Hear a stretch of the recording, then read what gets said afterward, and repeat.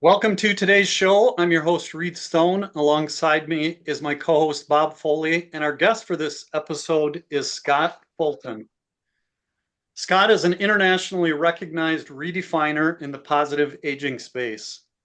Accustomed to working on global scale systems challenges, Scott focuses his research on improving adult aging outcomes. He teaches lifestyle medicine and aging at the University of Virginia and the University of Delaware, and is invited to teach concurrently at 50 institutions in 2025. Scott is a member of the American College of Lifestyle Medicine, sits on the prestigious True Health Initiative Council, and is past president of the National Aging in Place Council. His critically acclaimed book, Whealthspan, More Years, More Moments, More Money, hit #1 on Amazon, and he is known for creating the MEDAC system for optimal aging. Scott is a multiple Ironman triathlete and always has several exciting projects in the works.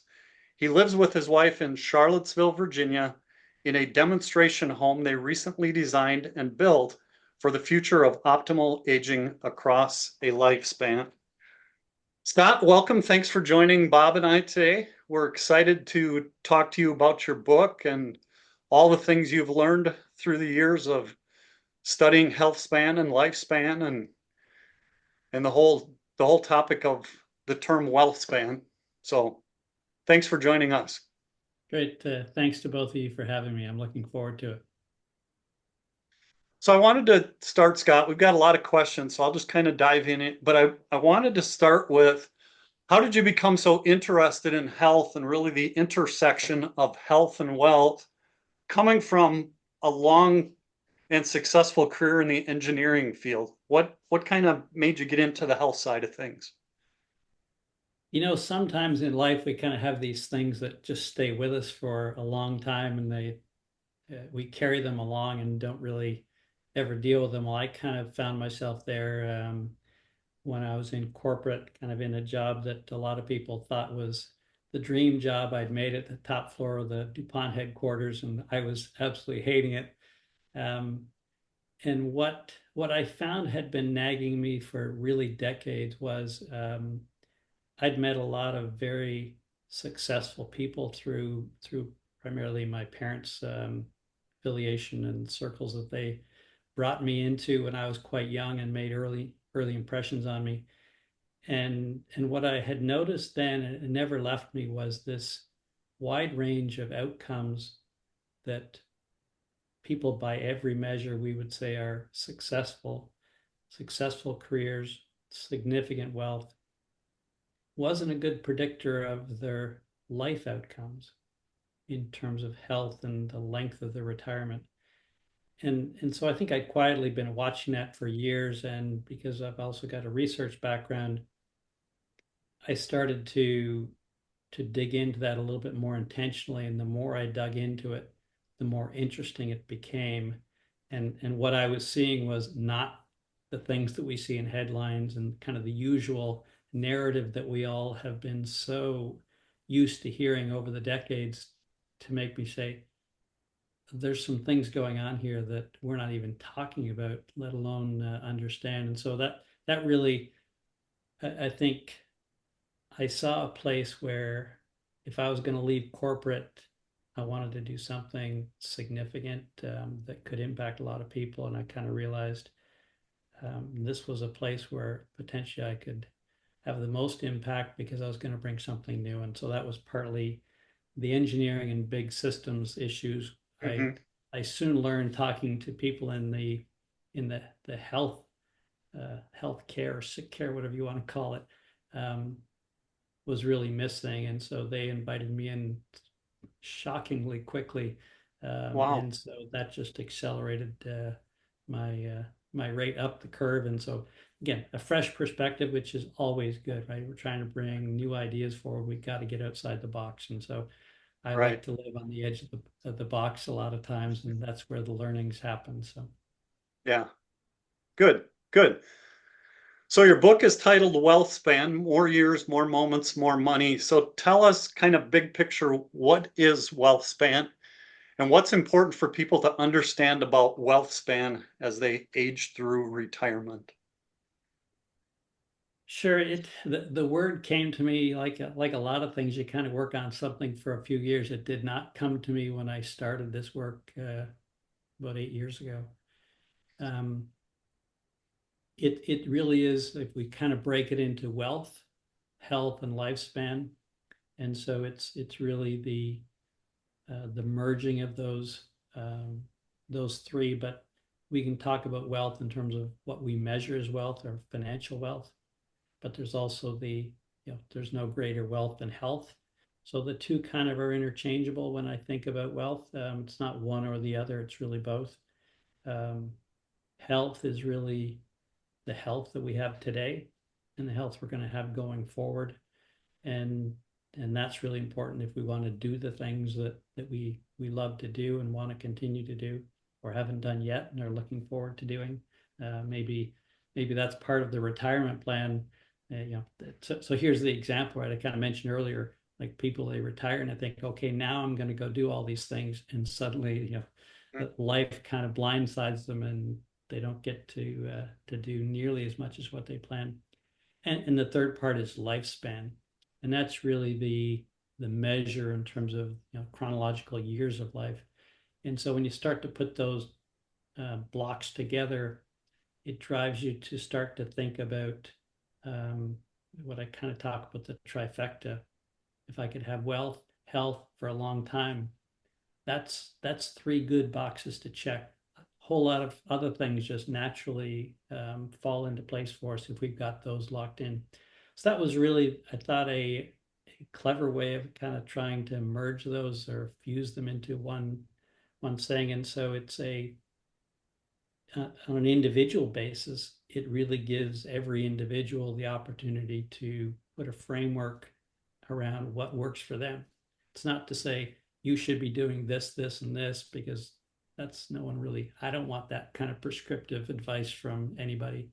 But what I want is always a foundation to work from, that I can kind of build my own plan that suits my interest, my expected needs, and allow me the flexibility to change my mind and change course as I go forward. And so those are, I think, it makes for a unique approach rather than, again, the prescriptive approach that we're so used to hearing people lecture us Right. on. Right. So, so along with WealthSpan, tell us about MEDAC, because that's really the five foundations of WealthSpan, correct? Right. So, So that's kind of I guess, the practical aspects of, so what would you do, right? yeah, Um, and so MEDAC really comes from, while I guess I can claim the uh, the idea of it. It comes from some long-standing principles around longevity, long before any of us or me were ever talking about longevity. Remember one of the first conversations I had with a doctor friend of mine. He said, "Yeah, that's kind of what I learned back in medical school, and it really hasn't changed." And that's kind of the point: is there are some real foundational principles here that have got lost amongst everything else, all the buzz that we all get subjected to. So the MEDAC is really built around five words: mind, environment, diet, activity, and community. And so if you take those five foundations and think about those as all necessary to achieve really any outcome we're looking for beyond today, um, it provides a solid foundation to build that framework and a trajectory for what we would like our aging outlook to look like. So, do you want to go into each of those now, or how do you? sure. Yeah, no, that'd be great. Yeah, this is a good time to do that. Okay. So when we think about mind, there's, again, a lot of these things have different layers to them. So there's the functional aspect of the mind in terms of how does the brain function. And if I think about what do my students, my adult students, and most people I talk to, the biggest anxiety they have is around dementia. Like, Yeah. so in the financial world, we talk about longevity risk. The longevity risk in the adult public is dementia. Um, it, but they'll figure out what to do as the money runs out. But dementia is the one everybody fears because it has such a rippling effect on a whole family. Hmm. So, but it's really around, I want to remain cognitively sharp, not simply avoiding dementia. I want to stay engaged. I want to be a part of conversations. I want to get excited about life. So that's kind of the aspects of a brain that's functioning really well. The other aspects of a functioning brain are making sure that our body is functioning, right? The brain is kind of the central processing unit that's sending out signals, every second to every aspect and every organ in our body, um, doing constant checks. What does the body need? It's always rebalancing, right? The brain is responsible for maintaining homeostasis, or the essentially the balance of health through all of our systems. And so we want that to be operating as sharply as possible for as long as we can. And then the other aspect of mind to think about is attitude. Attitude, we've seen lots and lots of studies that talk about something as simple as positivity. Does that really matter to life outcomes, life expectancy? Absolutely. I've never seen a study that had any different finding on positivity. So it really says that just our attitude alone makes a huge difference. And on that, I think the test is, how do you look at aging? Do you look at it as a decline and a loss of things, or are you looking at it as a window of opportunity? Like when we all grew up, we talked about our golden years. That was kind of the common phrase, kind of lost from the discussion now that we're all older. But in reality, that's really what we should be trying to achieve is this is an opportunity. Aging is an opportunity. It is not a default. It's not a rite of passage. It's an opportunity. And if we want to take advantage of that opportunity, then we need to do some preparatory work. And like we think about, we need to invest in that opportunity to be able to cash in or get a return on that investment in future years. So that's kind of your high elements of the mind piece. The environment is really split between two areas. There's the external environment that we have virtually no control over. So that's what's coming at us through the water, the soil, the air in particular part of the country that we live in. The other part is what's coming at us through the foods that we eat, which are coming from essentially all over the world. We know that all of those have an impact on our health. There are 80,000 new chemicals introduced into our world and our Wow. environment since 1960, so during our lifetime. Do we understand how all those work? No one can tell you that they do. Having worked for one of the largest chemical companies in the world, I can assure you that we don't. Do we know that they're all bad? No. Do we know that some of them are bad? Absolutely.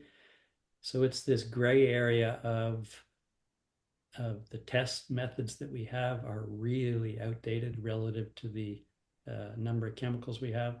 And when we test, when we say test for EPA and things, the tests are so simplistic, they never look at interactions with chemicals. So the reality is there is so much we don't know. And so the environmental exposure really is just do the things that you can control, right? That's ultimately all we can do. And there are lots of things you can do, particularly on the food side, to make some choices around that. And then the other half of environment is the home environment. And that's the world we live in. How do I make my home environment optimal for aging? And so we think about our home really should be designed for a lifetime, not simply for raising kids, which is the way most houses have been designed and continue to be built. And there's lots of things we can do there. I think the impact I would say there is the later we leave it, the fewer the choices we'll have. We'll end up with a home that looks more like a home for an old person versus a home that we said, you know, wow, I wish I had done this 10 or 20 years ago.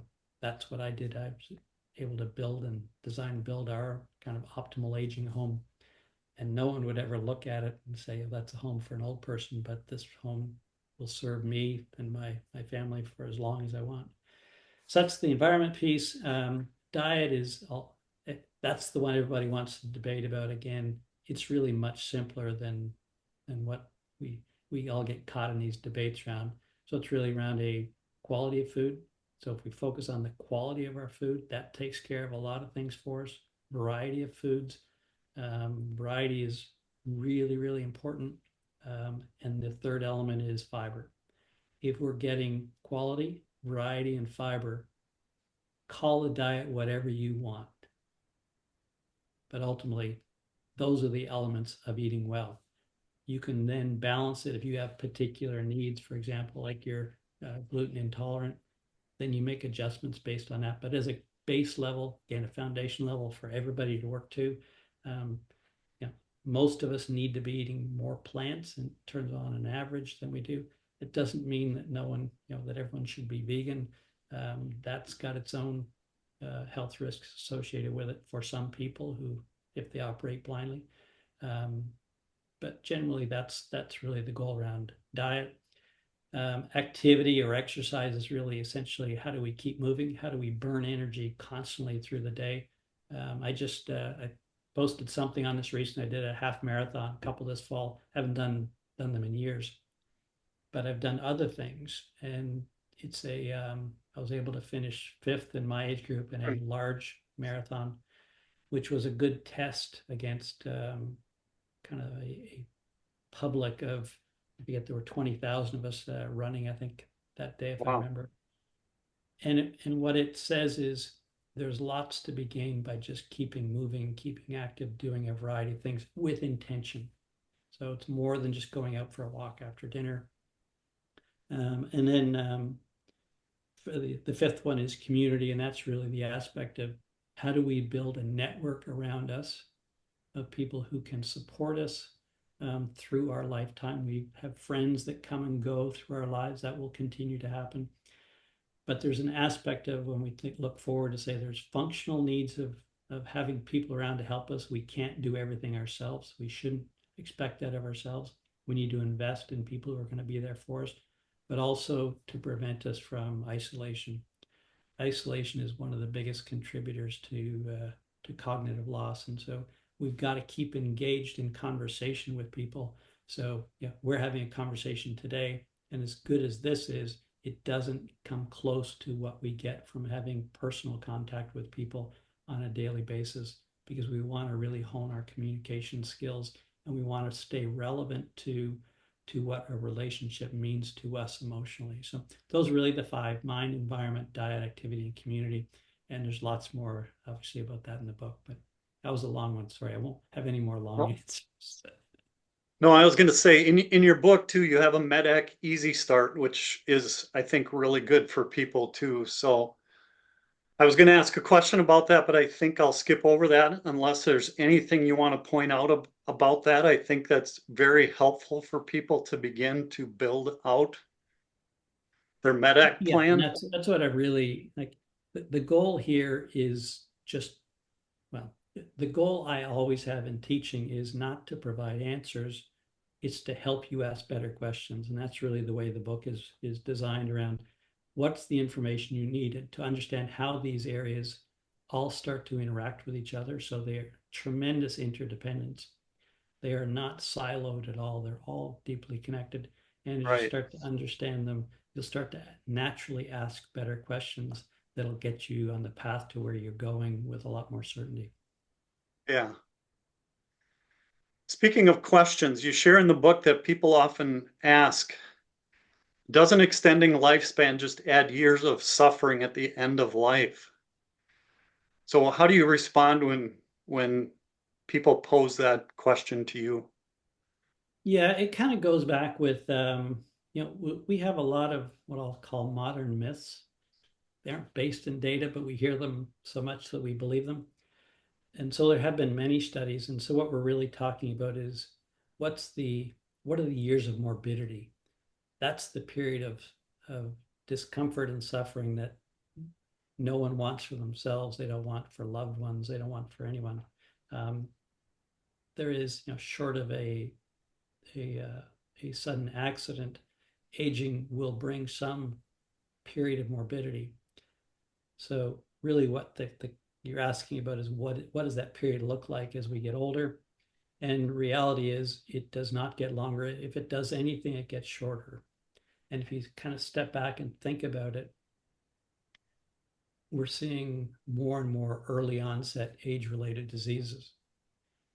And the risk with that isn't simply a shorter lifespan. It means that functionally our body is stronger and able to manage through that period Mm, longer. So if anything, what we're seeing is extended morbidity when disease sets in early. So essentially everything, the goal is you push everything out to the end line or the 1 yard line of the yeah. end zone, and they all collapse within a matter of hours. It doesn't quite work that way, but that's kind of the general thinking of essentially look for opportunities or weak spots to try to address those, and and ultimately that's the that's the goal. And I certainly know lots of people who have been very successful in their long-term or horizon outcomes, if we want to put it nicely. Mm. You point out in the book, and I think this is really important for people, is to understand our individual why as it applies to our optimal wealth span. So, how can understanding our why help us develop better lifestyle habits and build the foundation that's really necessary to make sound choices? And I think probably what's as important or more important than just making sound choices is making choices that we will continue to follow. Yeah, it's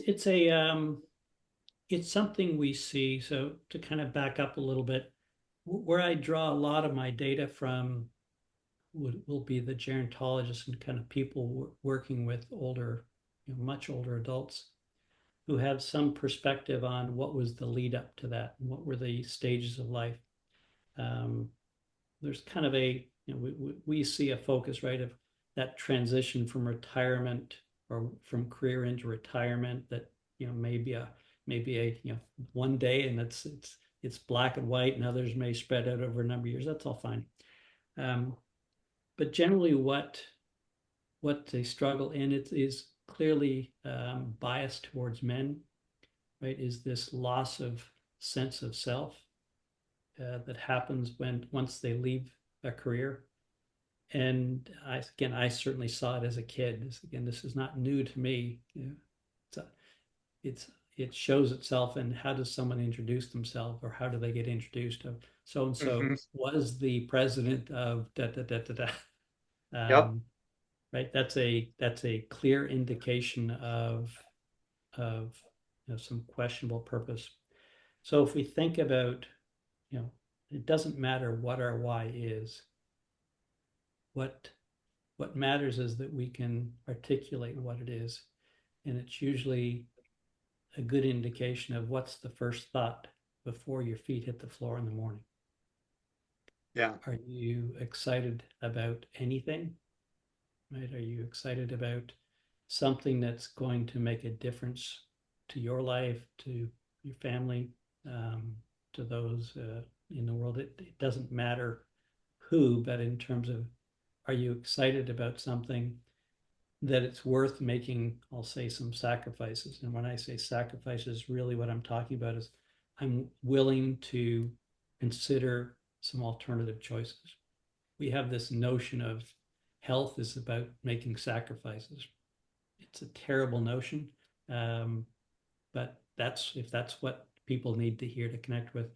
The reality is anyone who's been through it realizes you end up with more choices once you start to get on a healthier track. But if you're not there, it's really hard to have a line of sight to what healthy choices look like and why would you get excited about it. So it all kind of comes back to what's the reason or what's the motivation to want to make any change, right? It's the hardest thing in life for people is to make change. I've Yeah. I've had a career of leading people through change, through all sorts of situations, but it still comes down to the same thing. I need a line of sight to a vision that's more appealing than the one I have today. Yeah. Tell me what that looks like. Tell me why it's worth the climb. Tell me about what's on the other side and tell me that it's possible. And now I'll start to understand and will be willing to listen to how do I start making steps towards that. And so the why can really it's really the backbone, right, of I think particular our retirement years. And again, particularly for men, if it's not about career, what's it going to be about? And to just go through the motions, like we all get stuck going through the motions of through our career, right? Because that's what what puts the butter on the bread, is being good at going through the motions, repeating, being reliable, being dependable, and showing up every day. That changes once we're into that phase of life, and even when we don't need to work anymore, from a financial standpoint, we still need to be active. We need to be felt needed. Like we are herd animals. We need to be needed. And so, what is it I'm going to be needed for? If you don't care that I was president of a major corporation, I better find something else to be needed for because I'm never going to be president of a major corporation again. And so, if that's all I'm going to be remembered for, then I'm probably not going to have a great retirement. And reality is, I've yet to see a headstone that said was president of such and such a corporation, right? Or had so many, so many collector cars, or like we know all this stuff, but we still got to get down and do the hard work of saying, I'm really excited about what I'm going to be doing in retirement. And again, we've seen great examples, and we've seen others where they still struggle, and because they're trying to measure against something that no longer exists. The example I use, kind of going back, was I was really interested in pro athletes through as they made the transition into retirement. That's been an interest of mine for years, and I've discovered that's why, because they're going through the retirement period earlier than anyone else. So Mm-hmm. I use those opportunities to meet pro athletes that I wasn't interested when they were at the top. I was interested once they left. Now I want to have a conversation with you to understand what are your challenges, because they've come from really high heights, right? Constant accolades, surrounded by people all wanting something from them, to suddenly go to, the phone's not ringing anymore, nothing's happening. I can't compete at the level I did. What am I going to do now? So it's again, great field of opportunity to look at people who did really well and some who struggled.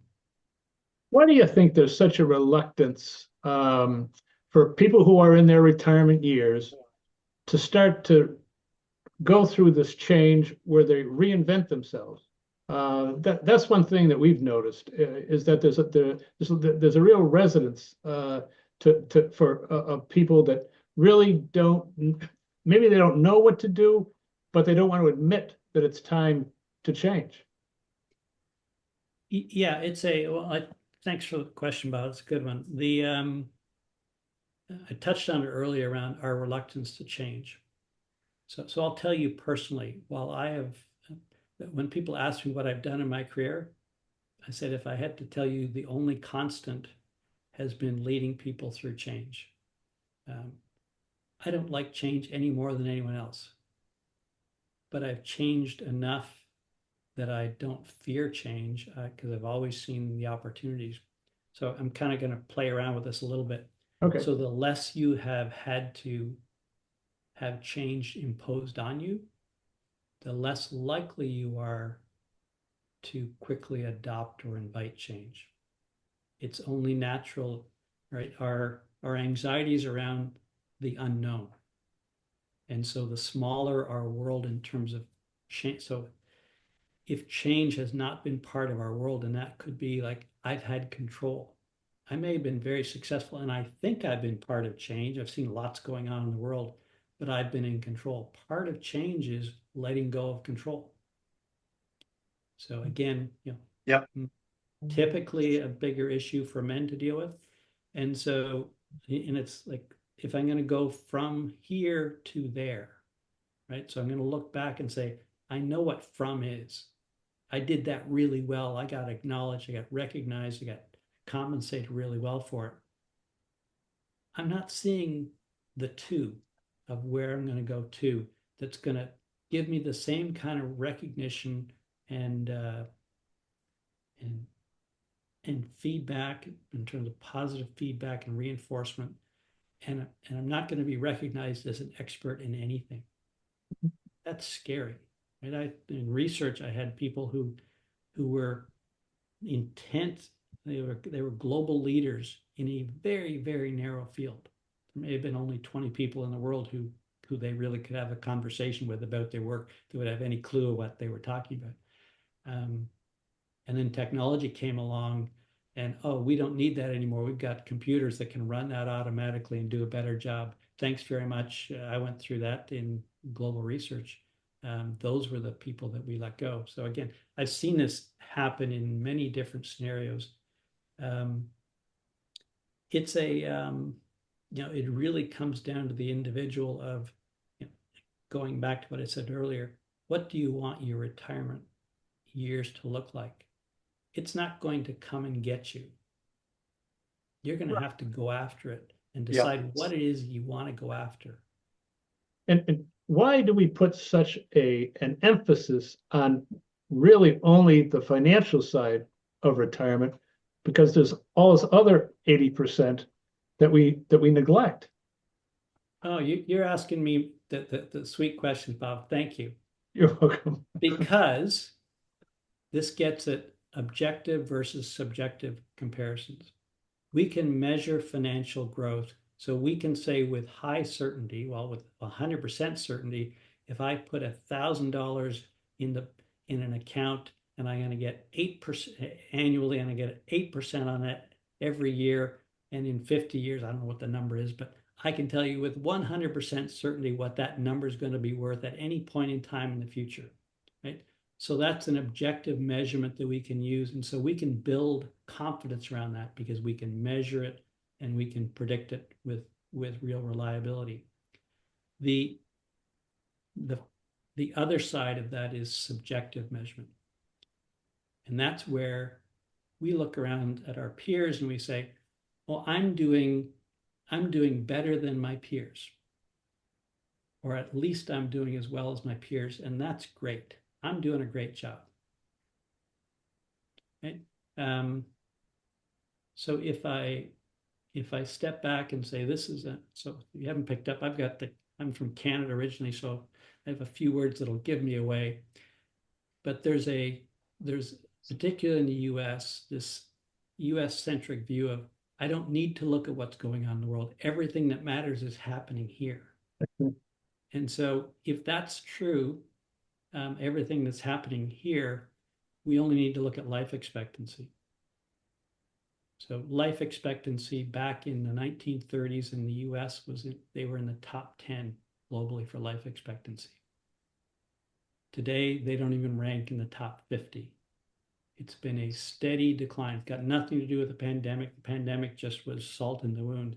It's been going on every decade, a continuous slide. And so what we're comparing ourselves to is a declining bar, declining expectations.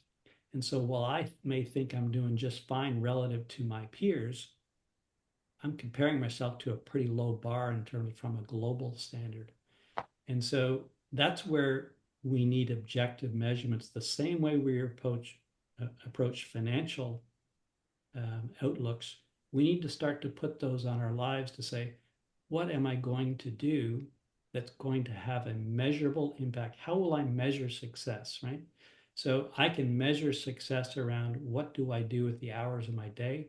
What do I do with, let me list out the 5 closest friends that I have. Tell me why are those my 5 closest friends? What is it about them? Am I on their top 5 list? Right? That's good information. It's a good discussion to have. Again, men are less likely to have that conversation, I think, than women. But those are things that we get caught in this subjective, this comparison. My house is newer, my house is bigger, right? versus the house is a great example. I do a lot on housing. Great example. I want to have the big house. Well, if we look in the old world, big houses are not what it's about. It's about quality. If you ever buy European appliances and compare them to US appliances, they're all smaller because they're used to living in smaller quarters. They are, not to get into the pricing around world pricing around housing, but that's not what it's about either. It's about how do I put quality into my world and put money in the things that deliver quality to my life. I don't know if I answered your question, but it's really about around subjective versus objective measurement. We've got to get rid of so much subjective measurements and comparing ourselves. Like, look what social media does, right? It's all Right. so much of it. The visual is Yeah. subjective comparisons. A great example. That's what we're easy marks for someone who wants to look at it that way and take advantage of us. Exactly. Thank you. And the final question I have is, what does the house, if I want to live in place, what does my house need to adjust to? What does it need to look like? So it needs to look like whatever style you like, right? So that's I think a common misconception. That's why people don't like aging in place modifications, because it looks like an old person's house, because usually because you waited too late. And so you just got the Band-Aid solution. So you got what you deserved if you didn't go after it much earlier. Again, if you want it, get after it earlier. That's kind of this common theme we see. So step back and say, what does a house, what's the purpose of a house? The house is there to serve me, not for me to serve the house, right? I'm dead and gone. The house isn't going to go anywhere. It's just going to, if nobody looks after it, it's all going to get overgrown in a surprisingly short period of time. A house should be serving us for a lifetime.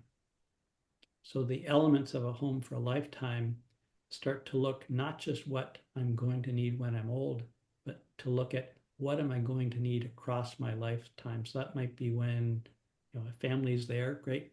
Mom's coming in with a stroller, taking kids in and out.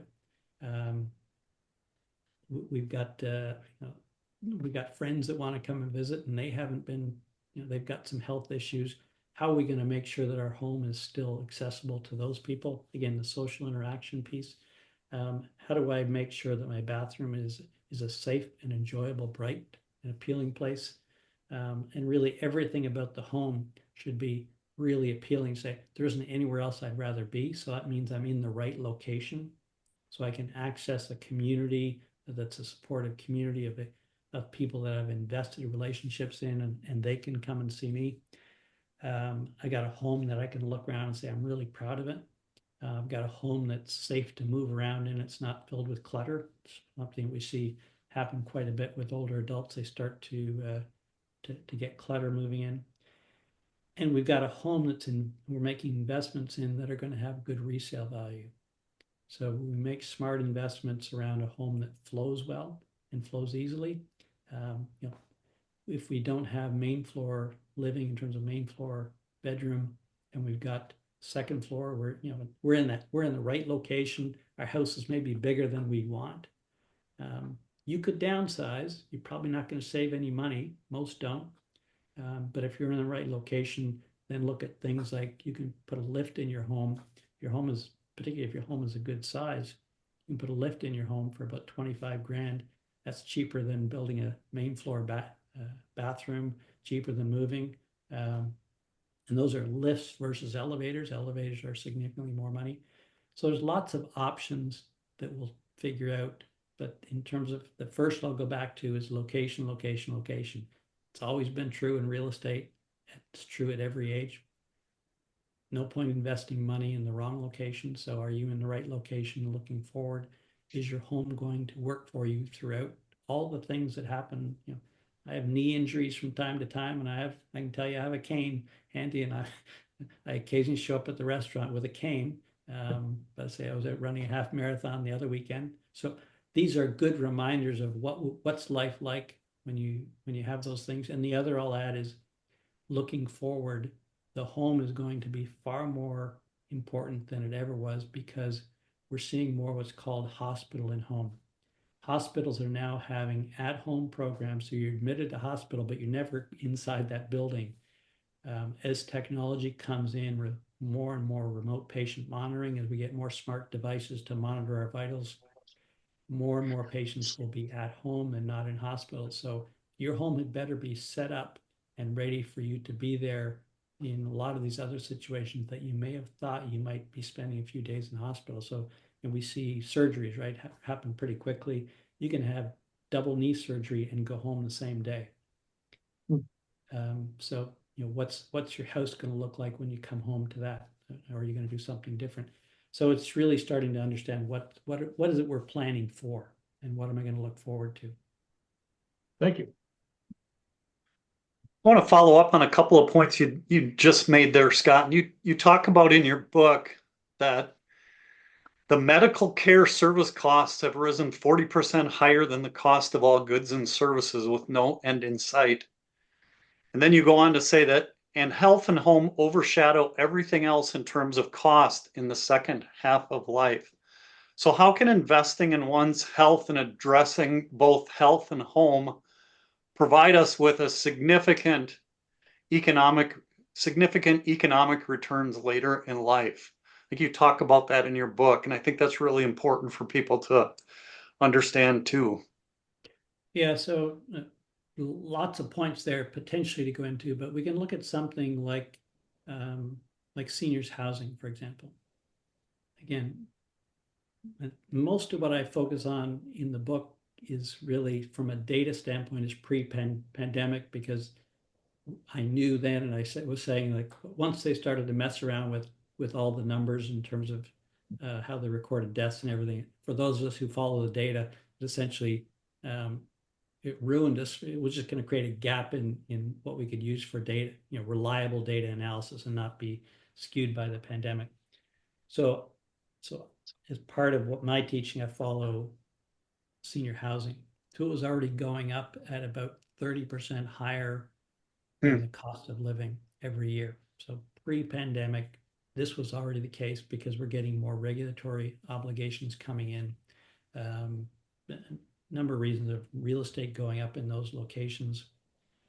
And so you can't keep up typically with those kind of rising costs. You assume if you can afford it today, you'll be able to afford it in 5 or 10 years. Possibly not, depending on how much excess you have available to you. And the same thing with healthcare. We're seeing challenges both around how much insurance is going to cover for things, right? So once we came out with the high deductible, well, that's fine, but you got to spend $10,000 out of pocket before you're going to get the full coverage. That's quite an outlay of cash. You're into some significant outlays at that point. But it really starts to matter when we think about that long range plan. And so part of it, I'll go back to Bob asking about aging in place. Great example there. And I've done this for many people. I developed a model a few years ago, and simply the model simply says, if we take $50,000 to invest from our savings into our home to make it age proof or future proof, and we're going to do a bunch of things in terms of primarily access. What's our bathing going to look like? Those are the two biggest. And then what would be the access within the house would be the 3 areas. Lots of other things you can do, but they're relatively small by comparison. 50,000 is a lot of money. But if you take that and compare that to allowing it to live in your home for 6 months longer, you've paid for the 50,000. And everybody who's forced out in terms of their home no longer works, and they're going to have to now move. That's always going to happen, almost without exception, during a crisis. Somebody's had a fall and a hip broken. They're not going to be able to return home. So now we got to come up with temporary housing. And then, by the next weekend, the kids are involved. Okay, mom and dad, enough's enough. Time to get out of the house. We need to put it up for sale. We're going to find you a place to live. And this is all these decisions get made in a very hurried state for all sorts of scenarios, but they're always hurried. So if you could just be guaranteed to live home another 6 months, that's a pretty good return. Most people would take that bet. But the reality is, if you do the thing smart, you will have avoided a number one exposure for accidents, which will be in and around the home. So the likelihood of 6 months is more like, years, potentially, depending on a number of factors. So that's a great example of investing in your home to get a long-term return. So if you look at what kind of take it through, and I talk in the book about the falling off the financial cliff. The worst scenario, and every planner has probably run into this, is where a couple, one has perhaps an early onset age-related disease and requires significant care. The partner is young and healthy by comparison, isn't interested in moving into assisted living with the partner. So now we have this scenario of the partner, one's going into assisted living, the other's going to remain living at home, now moving to a new location. There's just too many things to change at once, so they typically stay. The money starts to flow out at a much higher rate associated with housing and medical for that one in need. Play that forward, and what also happens, we see a lot, is that first to die ends up draining down the equity between the couple. And so the surviving spouse is now suddenly left with a fraction of what they both thought they would have in retirement. And while it seems obvious, well, you wouldn't do that. Well, the reality is, yes, you will do that, because that's what people do when they're in that situation. They do not want to deny care for a loved one. Right. None of us would. Right? It's not, and in the moment, that's not our priority, looking at the finances. And so these are, how do we hedge against those kind of risks of being caught in that situation? And we are, and even if we are, we've got some foresight to say, okay, as part of that decision, we need to sell the house. The surviving partner, if you will, is going to move into an apartment or move in with family members. Some plan in place that allows them to live the life close to what they would like. But you've got to be proactive. You got to have some plans around that, and that really, the financial implications of these decisions are significant. And if we don't make them early, it becomes harder and harder to make them later. I've had, play it forward to a doctor friend of mine stopped me the other day and to ask about kind of what my thoughts around dealing with his mother. Large family, they're all good income earners. They put their mother into a community of memory care up in New Jersey. Fairly expensive, but they thought she would probably only live about 6 months. And so he said, so now we're over 2 years. I'm tapped out. Now my retirement is at risk. And he's working longer than he would have ever have planned. So these things happen to people that we would not expect, and it surprises me every time I hear it. This isn't the other person. These are the you and I's of the world. We think we're in pretty good shape.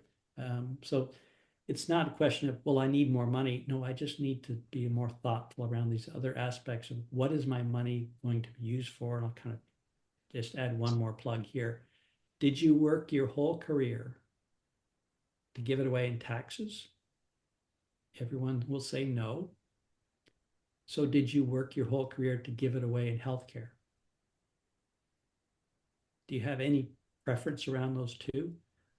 Most will say, no, I would really want it for living and I want it for my heirs. So that requires planning that we call non-financial planning, but the reality is there are big financial implications to these seemingly non-financial issues. I think connected to that too, in your book, Scott, you talk about not only having a plan A, but having a plan B and a plan C, because a lot of times our plan A doesn't go, just like you were describing. We think we've kind of planned because we've made some sort of accommodations, but life will throw something at us. So talk about the whole process of not only having a plan A, but a plan B and a plan C, and kind of thinking about if things don't go as planned originally. Sure. So plan A for most people is we're going to keep doing what we're doing, or I'm going to keep doing what I'm doing for as long as I can.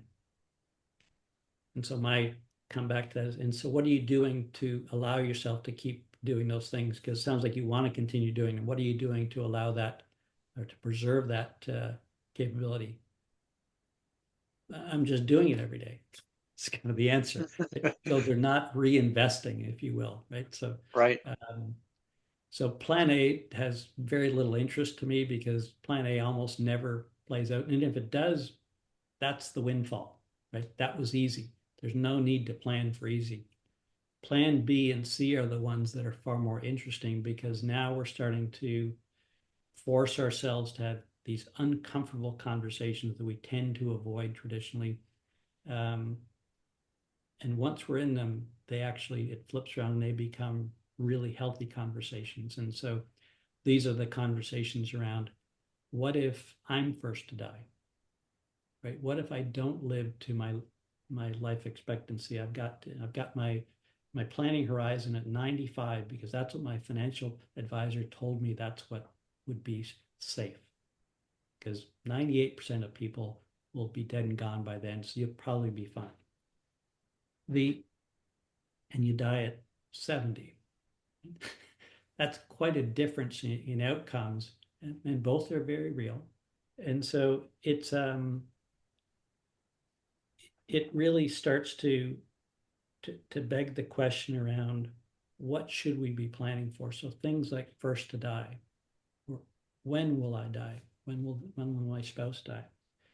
What will my options be based on this scenario? So if it's 75, 80, 85, 90, these are different stages. And if we think about, for example, maybe we're going to go live with our kids. Well, in 10 years, your kid's life isn't going to look much like it does today. The grandchildren may be as cute little buttons right now, but they may be 17 years old at that point. And maybe they're not going to be the ones that we really want to be around too much. The point is, and in a few years they'll be off to college and gone. And so where they are in their life will have a big impact. And so having the conversation and kind of planting those seeds early will be opportunities to both discuss that life is finite. Those are healthy discussions to have. We like to deny it. Total denial is not healthy at all. It also brings other people into our plan. There's no point in me having a plan that involves no one else, right? Every plan relies on collaboration with others. So a financial planner can't do much if we don't share our thoughts and aspirations with the planner. Same with our housing and family. Like our kids may love the idea of us coming, one or both of us coming to live with them. Maybe we'll put an accessory dwelling unit, an ADU. That might be for them the perfect thing because then we can look after the kids for them, through those years. Any number of scenarios. We just need to start the conversation because a lot of times we're just giving others an opportunity to get closer to us, right? So that kind of, what I said about the community piece. We need community around us. We need people involved in our success plan.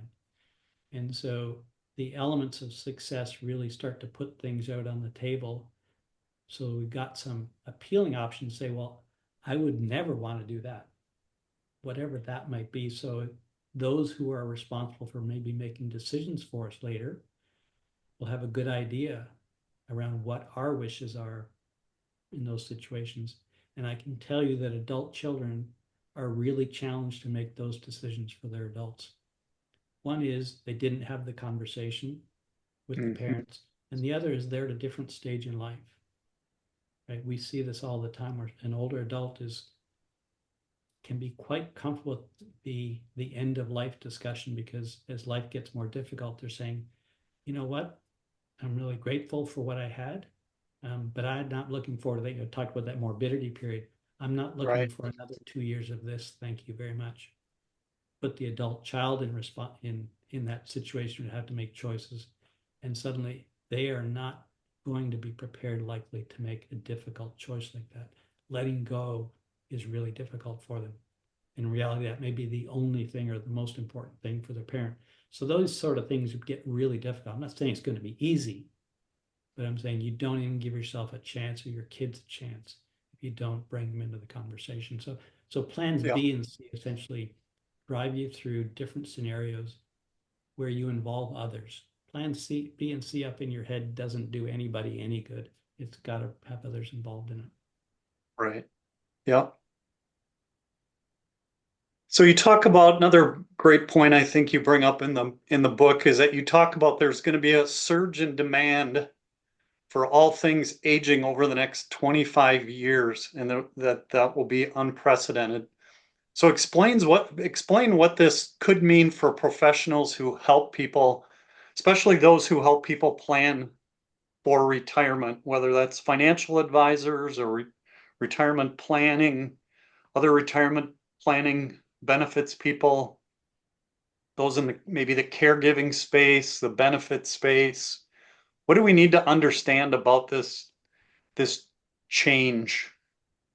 And then maybe the second thing I would add on to that, maybe that you could talk about is what might that look like in terms of opening up some opportunities for these people who are helping people plan for retirement, given this huge demand in all things aging. Right. So we all kind of have been beat over the head with, the boomers are now 10,000 of them every day turning 65. That's been going on for some time. There's nothing magical about 65 for most people other than maybe the number that exit the workforce. It's really kind of what happens in the later stages. And so what we've seen is this inversion, right? While the boomers were young, looking after their parents, we had, in terms of ratio, about a 4-to-1 in terms of potential caregivers to provide for adults. That's now flipped around as the birth rates dropped so low, and so now we got this bubble of what were the big care providers are now suddenly needing the care, and an eroded pool of caregivers. So from a ratio standpoint, it's dramatically different than what our experiences are. And that's why it kind of goes back to the question around change, right? So what is changing is our retirement in terms of later years and needing any care is going to look nothing like our parents and our grandparents. Hard to get that through to people. Yeah. Because they won't believe it until they see it. They'll start if they get close to it, they'll start to see it. But the numbers don't lie. It's just things we're used to having people do for older adults. There just won't be that supply of people. The other thing about it is, and it kind of blends in there, is robotics will have a big impact on our future as well. Robotics are not new, despite, we see the drones delivering packages, and that's kind of fun and, kind of cute. Robotics have been in use. I remember in automotive plants 25 years ago, seeing what complicated tasks the robotics were doing back then. Vehicles, unmanned vehicles driving parts through a very complex assembly plant, all computer operated. That's 25 years ago. Go forward to 25 years forward. Robotics will be a big part of life at home because they'll have to be. They aren't going to be anywhere near, like, even now, the cost point on these is surprisingly appealing. And when you put that against the demand for people, right, which is only going to go up from a cost standpoint, right, Yeah. in terms of price and demand. And they will do all sorts of things like meal prep for us in terms of you like your egg made a certain way, it'll do it the exact same way. If you want to tweak it a little bit, it'll tweak it a little bit. And just like at the fast food restaurants, they pride themselves on essentially repeating the same thing over and over and over again. So robotics are really good at that. Like cleaning a toilet, there are robots for that that'll come in and clean your whole bathroom. So it goes back to the question, Bob, around what's your home design. So barriers are barriers not just to you and I, but they're barriers to robots.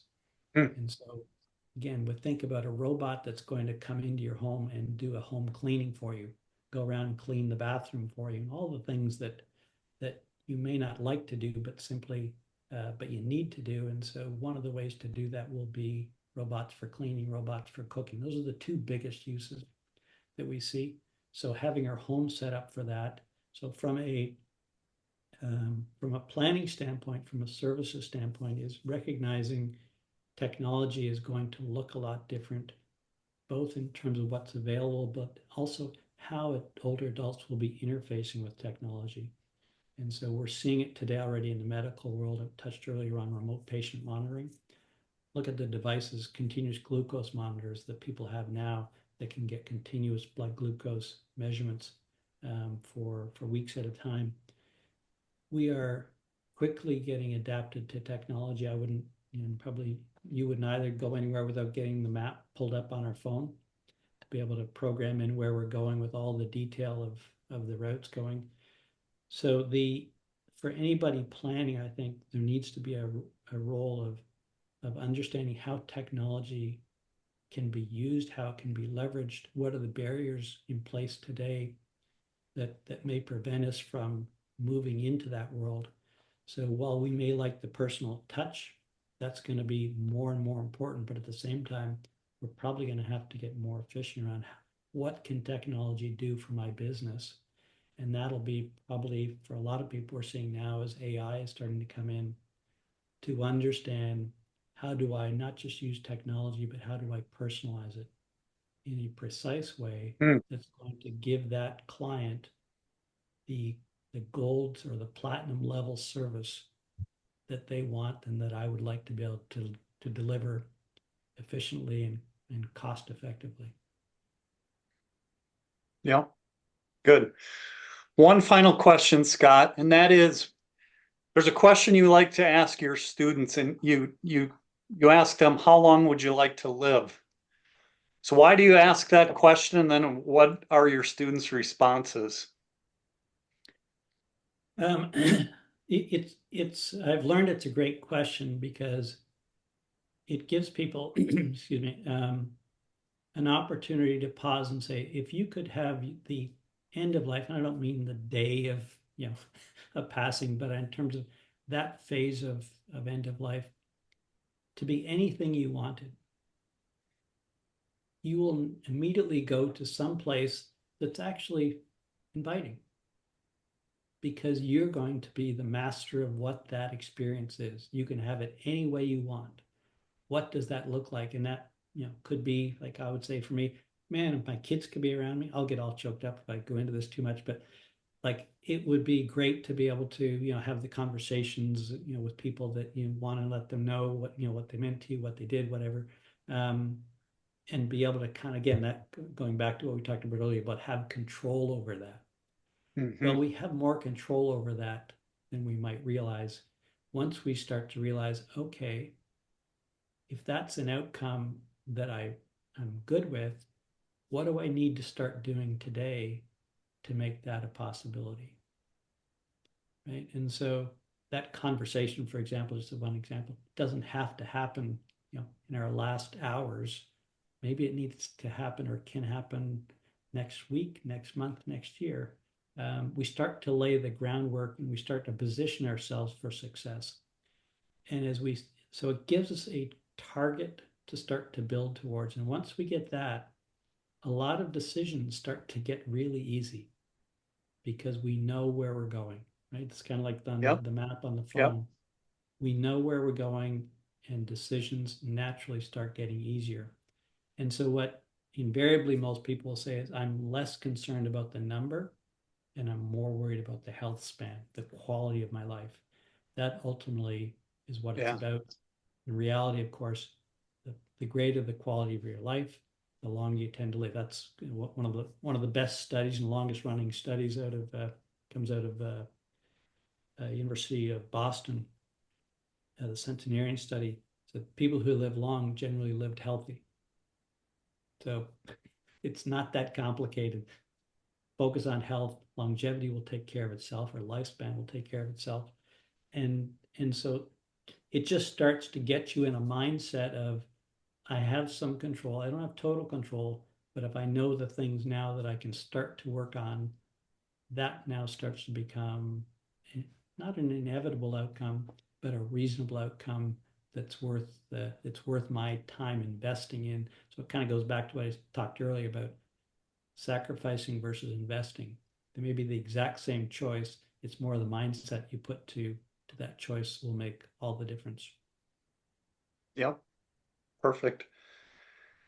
Before we end today, Scott, is there any final thoughts you'd like to share, or any points you'd like to make that we didn't get to cover?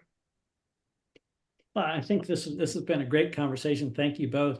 I think it really, I try to tell people, particularly, a lot of, in the book in particular, is really has a slant for the investment mindset, or for the financial community. Is there's tremendous financial upside to planning well and having a mindset that's going to get us to success, and most importantly, we're going to enjoy the journey a whole lot more.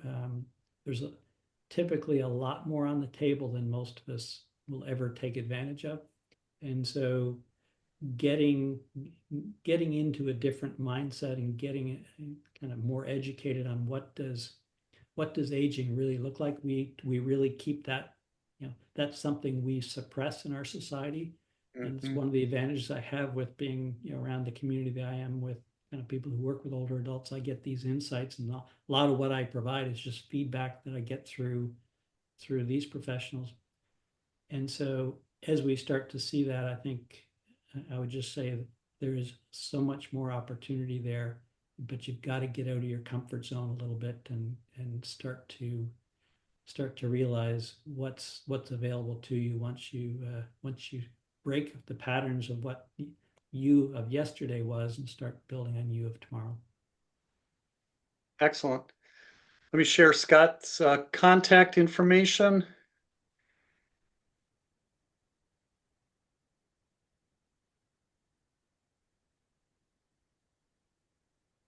Whoops.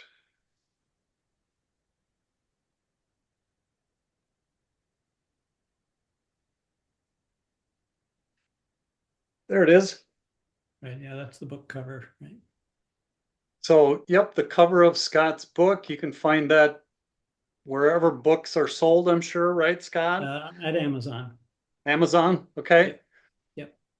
Yep. Get the book. It's a fantastic book. So much information in there.